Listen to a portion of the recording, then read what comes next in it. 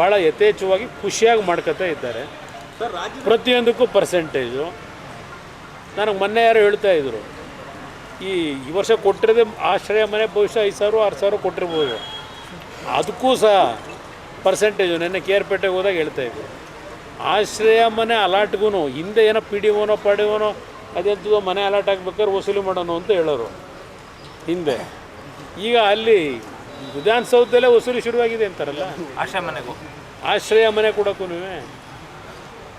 ಆಶ್ರಯ ಮನೆಗೂ 12,000 ರೂಪಾಯಿನೂ ವಸೂಲಿ ಮಾಡ್ತಾರಂತೆ. ಇದೇನಪ್ಪ ನೆನ್ನೆ ನನಗೆ ಬಂದಂಥ ವಿಷಯಕ್ಕೆ ನಾನಂತೂ ಅರ್ಜಿಯನ್ನು ಹಿಡ್ಕೊಂಡು ಹೋಗಿಲ್ಲ ಸರ್ಕಾರದ ಮುಂದೆ. ಶಾಸಕರುಗಳು ಹೇಳೋದು, ನಾನು ಹೇಳೋದಲ್ಲ. ಅದರಿಂದ ಅವರು ಸಂಪತ್ತು ಭರಿತವಾಗಂತೂ ಇದ್ದಾರಲ್ವ.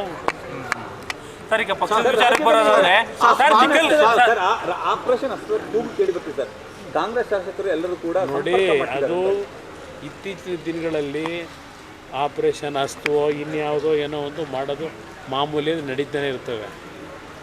ಅದಕ್ಕೆ ಸೊಪ್ಪು ಹಾಕ್ಬೇಕಲ್ಲ. ಹೌದು, ನಮ್ಮಲ್ಲಿ 18 ಜನ ಶಾಸಕರಿದ್ದಾರೆ. 18 ಜನ ಶಾಸಕರು ಒಟ್ಟಾಗಿದ್ದಾರೆ. ಅದನ್ನು ಮೊನ್ನೆ ಹರೀಶ್ ಹೇಳಿರೋದು. ಹಲವಾರು ರೀತಿಯಲ್ಲಿ ಒತ್ತಡಗಳಾಗ್ತಾ ಇರೋದು ನಿಜ. ಆದರೆ ನಮ್ಮಲ್ಲಿ ಎಲ್ಲ ನಾವು ಒಂದು ಒಗ್ಗಟ್ಟಲ್ಲಿ ಒಂದು ವಿಶ್ವಾಸದಲ್ಲಿದ್ದೇವೆ ಅಂತಕ್ಕಂಥದ್ದನ್ನು ಈಗಾಗಲೇ ಶಾಸಕರ ಪರವಾಗಿ ಹರೀಶ್ ಹೇಳಿರ್ತಕ್ಕಂಥದ್ದು. ಅವರೆಲ್ಲ ಕೂತು ಚರ್ಚೆ ಮಾಡ್ತಾ ಇರ್ತಾರೆ. ಬೆಳಗಾವಿ ಅಧಿವೇಶನದಲ್ಲೂ ಏನೇನು ನಡೀತಿದೆ ಅಂತಕ್ಕಂಥದ್ದು ಅವರೆಲ್ಲ ಮೀಟಿಂಗಲ್ಲಿ ಮುಕ್ತವಾಗಿ ಚರ್ಚೆ ಮಾಡ್ಕೊಂಡಿರ್ತಾರೆ ಏನೇನು ನಡೀತಿದೆ ಅಂತೇಳಿ. ಅದನ್ನೇ ಮೊನ್ನೆ ಹರೀಶ್ ಹೇಳಿರೋದು.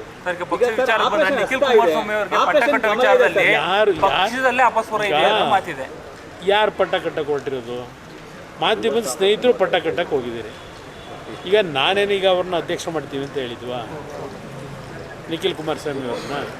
ನಿಖಿಲ್ ಕುಮಾರಸ್ವಾಮಿ ಅವರ ಹೆಸರನ್ನ ಮುಂಚೂಣಿ ತಂದಿರತಕ್ಕಂಥ ಮಾಧ್ಯಮದಲ್ಲಿ ಕೆಲವು ಮಾಧ್ಯಮದಲ್ಲಿ ಬಂದಿರೋದು ನೋಡಿದ್ದೇನೆ. ನಮ್ಮಲ್ಲಿ ಇನ್ನೂ ಚರ್ಚೆಗಳೇ ಆಗಿಲ್ಲ. ಇನ್ನೂ ಸಾಂಸ್ಥಿಕ ಚುನಾವಣೆಗಳಾಗಬೇಕು ಪಕ್ಷದಲ್ಲಿ. ಅದೆಲ್ಲ ಆಗಿದೆ. ಈಗಲೇ ಅವೆಲ್ಲ ಪ್ರೋಸೆಸ್ಸೇ ಪ್ರಾರಂಭ ಆಗಿದೆ. ನೀವೇ ಊಹೆ ಮಾಡ್ಕೊಂಡು ನೀವೇ ತೋರಿಸ್ಕೊತಾರೆ.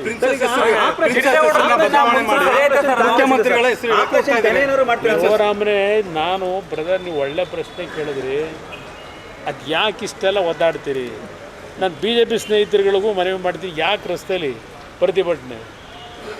ಮುಖ್ಯಮಂತ್ರಿಗಳಂತೂ ಈ ವಿಷಯದಲ್ಲಿ ನಾನು ಗಮನಿಸಿರ್ತಕ್ಕಂಥದ್ದು, ಆ ಪ್ರಿನ್ಸಸ್ ರಸ್ತೆಯನ್ನು ಬದಲಾವಣೆ ಮಾಡಿ, ಹೆಸರನ್ನು ಬದಲಾವಣೆ ಮಾಡಿ ಇವ್ರ ಹೆಸರಿಡಬೇಕು ಅಂತಕ್ಕಂಥ ಒಂದು ಮುನ್ನೆಲೆಗೆ ಬಂತಲ್ಲ.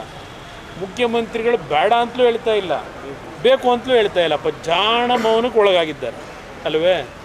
ಇಷ್ಟೆಲ್ಲ ಕಾಂಟ್ರವರ್ಸಿ ಮಾಡ್ಕೊಳ್ಳೋದು, ಇಷ್ಟೆಲ್ಲ ಬೀದಿಲಿ ಪ್ರತಿಭಟನೆ ಮಾಡೋದು, ಇದೆಲ್ಲ ಬಿಟ್ಟು ಅತ್ಯಂತ ಮಹತ್ವವಾಗಿ ಇಡೀ ದೇಶದಲ್ಲಿ ಚರ್ಚೆ ಆಯ್ತಲ್ವೇ ಕೆಸರೆ ಗ್ರಾಮ. ಆ ಕೆಸರೆ ಗ್ರಾಮದ ರಸ್ತೆಗೆ ಸಿದ್ದರಾಮಯ್ಯ ಹೆಸರಿಟ್ರೆ ಆಯ್ತಪ್ಪ. ಯಾವ ಕಾಂಟ್ರವರ್ಸಿ ಇರಲ್ಲಲ್ವ? ಕೆಸರೆ ಗ್ರಾಮಕ್ಕೆ ಹೆಸರಿಟ್ಕೊಂಬಿಡಿ. ಸಿದ್ದರಾಮಯ್ಯ ಬಡಾವಣೆ ಅಂತಲೋ, ಸಿದ್ದರಾಮಯ್ಯ ಎಂಥದ್ದು ರೋಡ್ ಅಂತಲೋ ಇಟ್ಕೊಂಬಿಡಿ. ಅದು ಯಾಕೆ ಸುಮ್ಮನೆ ಪಾಪ ಮೈಸೂರು ಅರಸರ ಕುಟುಂಬದ ಹೆಸರನ್ನ ತರೋದು? ಪಾಪ ಅವರೆಲ್ಲ ಸತ್ ಸ್ವರ್ಗದಲ್ಲಿದ್ದಾರೆ. ರಾಜ್ಯಕ್ಕೆ ಕೊಡುಗೆ ಕೊಟ್ಟು ಏನು ಕೊಡುಗೆ ಮೈಸೂರಿಗೆ? ಈಗ ನಾನು ಆಗಿದ್ರೆ ಕೇಳಬೇಕಲ್ವೇ? ನಾನು ಆ ಕೆಲಸಕ್ಕೆ ಹಿಡಿಯಲ್ಲ. ಒಬ್ಬ ಜನಪ್ರತಿನಿಧಿಯ ಕರ್ತವ್ಯ, ಒಂದು ಅಧಿಕಾರ ದೊರಕಿದಾಗ, ಜನ ಕೊಟ್ಟಾಗ ಜನಗಳ ಸೇವೆ ಮಾಡಬೇಕಾದಂಥದ್ದು ಒಬ್ಬ ಜನಪ್ರತಿನಿಧಿಯ ಕರ್ತವ್ಯ ಅಷ್ಟೇ. ಜನತಾದಳದ ಸಂಬಂಧ ಬಹುಶಃ ಯಾರಿಗೂ ಸರಿಯಾಗಿ ಅರ್ಥ ಮಾಡ್ಕೊಂಡು ಜಿಟಿ ದೇವೇಗೌಡರು ಜನತಾದಳದ್ದು ಯಾವುದೂ ಬೆಳೆಸೇನಿಲ್ಲ. ವಿಷಯದಲ್ಲಿ ಚರ್ಚೆ ಮಾಡಿದೆ. ಆದರೆ ಪಕ್ಷಕ್ಕೆ ಸಂಬಂಧಪಟ್ಟಾಗೆ ಯಾವುದೇ ರೀತಿಯ ಸಮಸ್ಯೆಗಳಿಲ್ಲ. ಎಲ್ಲ ಸುಗಮವಾಗಿ ಮುಂದುವರಿತು. ಅವರಿಗೆ ನೋಡಿ, ಕಾರ್ಯಕರ್ತರ ಸಭೆ ಬರೋದು ಬಿಡೋದು ಒಂದು ಭಾಗ, ಆದರೆ ನಮ್ಮ ನಿರಂತರ ಸಂಪರ್ಕದಲ್ಲಿ ಇದ್ದಾರೆ. ಜಿಟಿ ದೇವೇಗೌಡರದು ನಮ್ಮದು ಏನಾದರೂ ಸಣ್ಣ ಪುಟ್ಟ ಸಮಸ್ಯೆಗಳಿದ್ದರೆ ಅದು ಗಂಡ ಹೆಂಡತಿ ಸಮಸ್ಯೆ, ಉಂಡು ಮಲಗತ್ತರಗ ಅಂತ ಹೇಳ್ತಾರಲ್ಲ, ಅಷ್ಟೇ ಅದು. ಅದ್ರ ಬಗ್ಗೆ ನೀವೇನು ತಲೆ ಕೆಡಿಸ್ಕೋಬೇಡಿ, ಎಲ್ಲ ಸರಿಯಾಗಿ.